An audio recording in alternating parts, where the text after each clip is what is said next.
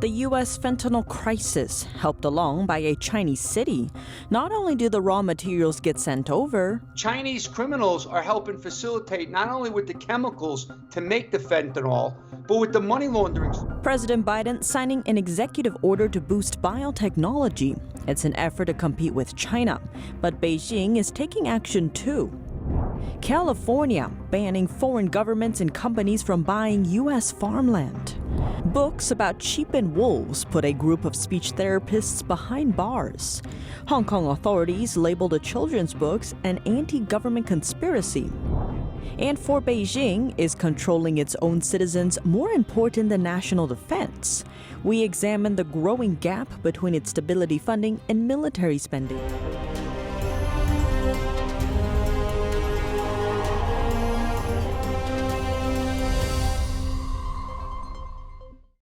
Welcome to China in Focus. I'm Tiffany Meyer. Border Patrol agents in Arizona and Texas say they have seized record amounts of meth and fentanyl.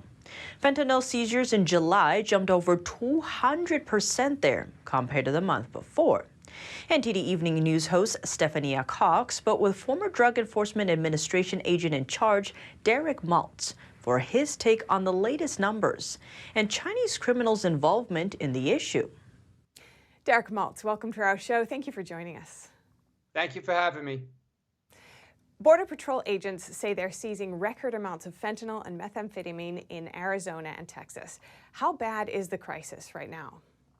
The crisis is very bad, and my hat goes off to the brave men and women in the front lines and law enforcement. But you got to remember, they're not only seizing it at the border, we're making record-breaking seizures in America. Like a couple weeks ago, last week, in New Mexico, historic level seizure.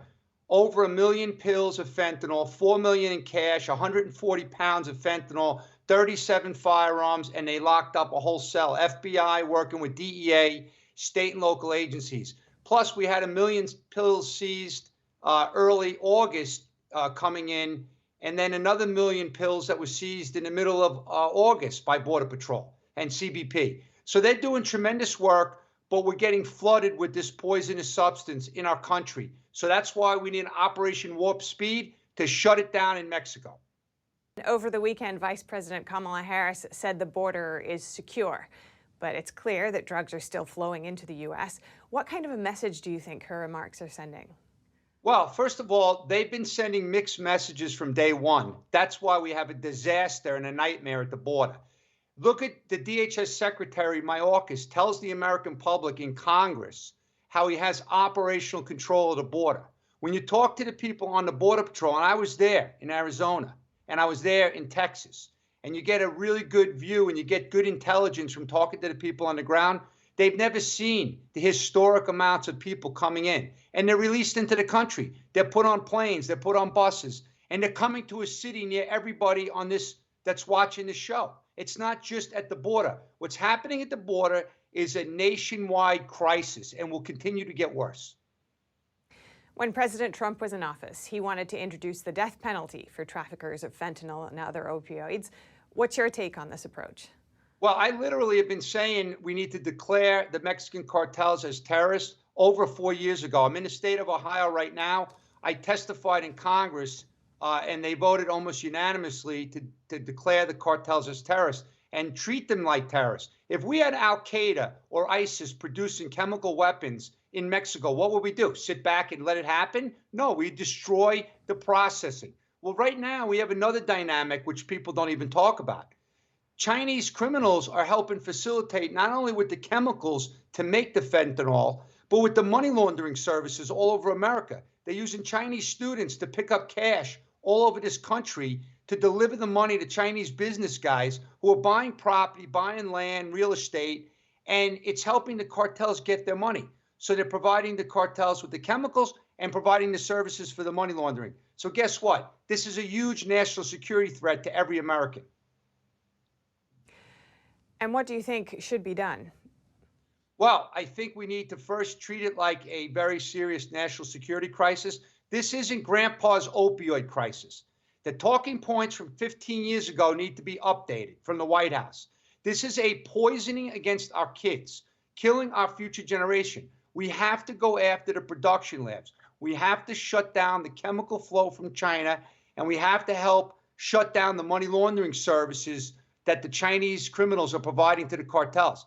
But most importantly, we have to educate the middle school, the elementary school kids. Right now, we're teaching our kids critical race theory in our schools, but we can't teach them about fentanyl, this poisoning. We've never had this in the history of the country. It's a disgrace. And everyone in the administration needs to be held accountable, especially with the midterms coming up and after the midterms. But the truth be told, this is not even a red or a blue issue. It's a red, white, and blue issue because it's impacting all Americans from all backgrounds, all races, all economic classes. That's the disgrace. As a matter of fact, in Ohio, Tim Ryan, a Democrat, along with Lauren Boebert from Colorado, they want to declare it a weapon of mass destruction. There's a resolution in Congress, and the Families Against Fentanyl have been pushing that. So hopefully we could see some action and start treating it like a national security threat.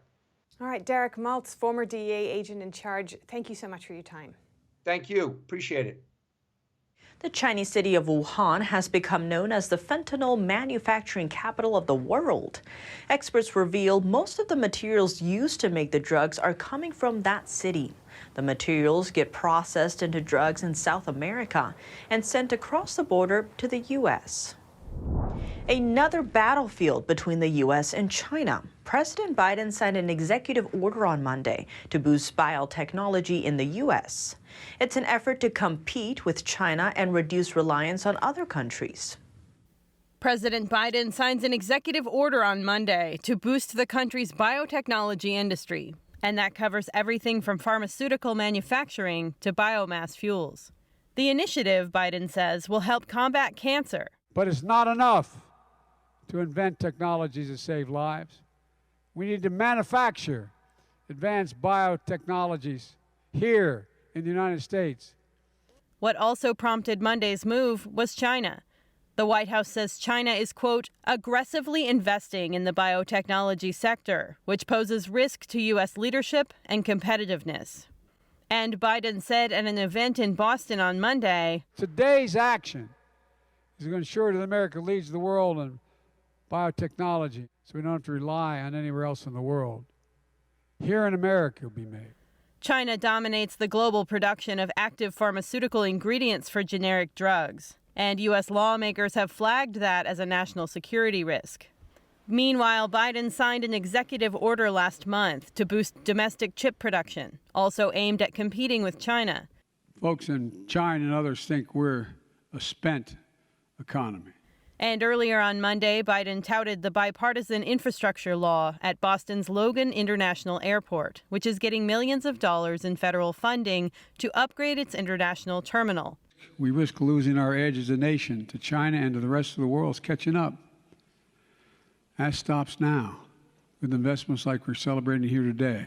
Biden is expected to host a biotechnology summit later this week, at which he could disclose exactly how much money will go toward the latest initiative.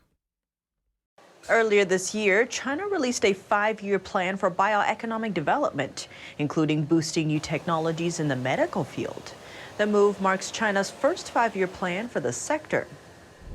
A new rule is coming to California. On Wednesday, the state voted to approve a new bill banning sales of farmland for foreign governments. The measure looks to protect U.S. food supplies. A similar bill was introduced on the federal level last month, largely to prevent Beijing from buying up U.S. land. The author of California's bill explained that food can and is being used as a weapon. Beyond outlawing foreign purchases in the state, leasing, acquiring, or holding interest in farmland are also prohibited. Under the terms of the bill, state-sponsored enterprises under the control of a foreign country are also included. They are not allowed to hold ownership interests of 51% and up. The bill also requires U.S. State Department of Food and Agriculture to release annual reports on certain farmland utilization details. The state's rule will take effect January 1st next year, but land purchased or owned by a foreign government before that date is not subject to the bill. 14 states now have foreign land ownership, and Chinese buy-ups have become the most worrying. According to Arkansas Senator Tom Cotton, Chinese investors' holdings have multiplied 25 times over within a decade. Cotton says Chinese investments in American farmland put our food security at risk and provide opportunities for Chinese espionage against our military bases and critical infrastructure. Cartoons about sheep and wolves have left 5 Hong Kong speech therapists behind bars. They were sentenced on Saturday to 19 months in jail. That's after they had published 3 children's books in 2021 featuring sheep and wolves. Local authorities said they reflected anti-government conspiracy. The 5 pleaded not guilty and had already been in custody for over a year before Saturday's sentencing. The cartoons revolved around a village of sheep dealing with wolves from a different village. In the story, the sheep take action, like going on a strike or escaping by boat. Police said the stories paralleled political unrest in Hong Kong, such as the 12 activists who were arrested at sea while attempting to flee the city. The district judge accused the books of being a brainwashing exercise with a view to guiding the very young children to accept their views and values. Authorities have clamped down on dissent in Hong Kong since the pro-democracy protests in 2019, arresting dozens of activists while forcing others to flee abroad. The clampdown has led to criticism that China's ruling Communist Party has gone back on its 1997 pledge to retain the city's freedoms, including free speech. What's higher on China's priority list than growing its military? One spending report says it's maintaining social stability. Funding dedicated to that end came in at 7% higher than defense spending in 2020, more than doubling in 10 years. Let's zoom in on why. China's national military budget is approaching U.S. levels, but Beijing's spending on measures to control its citizens totals 7% higher than defense as of 2020. That's according to a report from Japanese newspaper Nikkei Asia late last month. The report says in 2020, China spent up to $210 billion on controlling what it calls domestic stability. A China affairs analyst says the Chinese Communist regime has been investing hugely in the area for a decade, and that this portion of its budget started to exceed its defense spending as early as 2009. The issue of this social instability in the eyes of the Chinese Communist Party, in their eyes, was very urgent and very serious even by that time. As the Chinese Communist regime strengthens its control on public order and restrictions on public speech, more social issues have started to emerge. In one case, looking at central China's Henan province, authorities blocked victims of a mass banking freeze from protesting. That's through using China's mandatory health codes, which are part of the country's contact tracing system. Depositors can't withdraw their money. That's the result of their rule. But the more control it has, the more problems it creates, because it does not solve any of the social problems. It only uses such overbearing means. It will hire many triads to suppress people's demand for their rights. The report also notes that Beijing has extended its supply camera coverage. Now virtually all residential and business areas are under surveillance, as are many of the country's streets. The Women's Tennis Association is planning a return to China for tournaments in 2023. This comes after the head of the association suspended all tournaments in China last year over concerns about a Chinese player's safety. At the time, the action was estimated to cost the WTA hundreds of millions of dollars, with China being one of its biggest markets. Some background on the Chinese player that went missing. Her name is Peng Shuai, one of the biggest sports stars in China.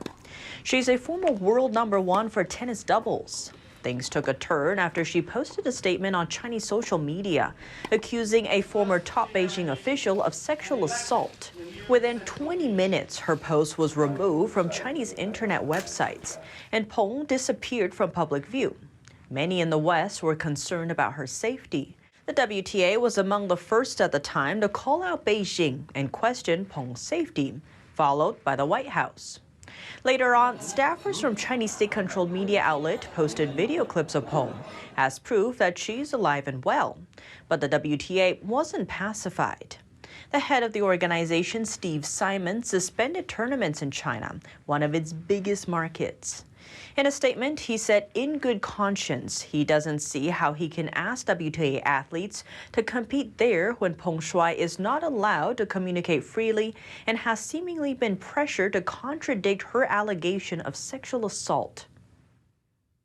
That's all for today's China in Focus on YouTube. We're now sharing a shortened version of our program here after being demonetized for more than a year. Here's what to look out for in our second half. Former Chinese Communist Party insiders reveal the inner workings behind the regime's Iron Curtain. What do they mean when they call those working for Beijing the walking dead? And why would an official ask his own daughter to witness the regime's brutal killing of students asking for democracy? The full episode is available on our partner platform, Epoch TV. To sign up, click the link down below. Thanks for watching China in Focus. I'm Tiffany Meyer, and see you tomorrow. The 2022 NTD 8th International Chinese Vocal Competition will be held from September 29th to October 2nd at the Merkin Hall of Kaufman Music Center in New York City.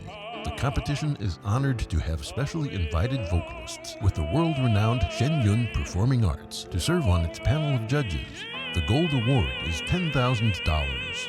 For more information, please visit vocal.ntdtv.com.